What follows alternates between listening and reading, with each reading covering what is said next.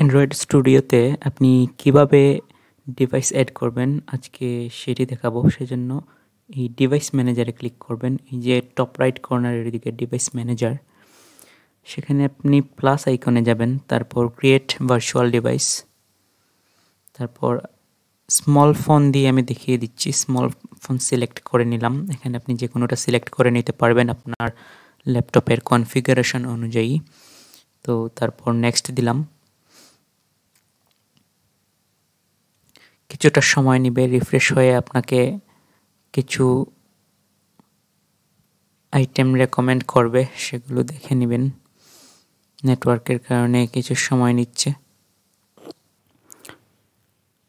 Refresh হবার পর small ফোনেই আপনি যে এপিআই নিতে চাচ্ছেন, ধরুন এখানে যে কোনোটা আপনি সিলেক্ট করে নিতে পারবেন। আমি আর সিলেক্ট করে নিলাম। তারপর কিছুটা সময় হবে, ডাউনলোড হবে। ডাউনলোডে একটু সময় দিবেন। ডাউনলোড হতে কিছুটা সময় নেবে। কোম্পানিটি ইনস্টল হয়ে যাবার পর কাজটি প্রায় শেষের দিকে চলে যাবে। একটু অপেক্ষা করবেন।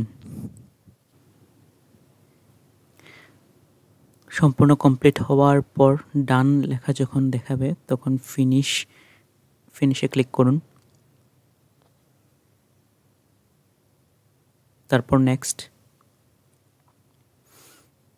এই যে স্মল ফোনটি আমি সিলেক্ট করেছিলাম সেটাতে ফিনিশ দিলেই ডিভাইস ক্রিয়েট হয়ে যাবে। ভার্চুয়াল ডিভাইস ক্রিয়েট হয়ে গেল।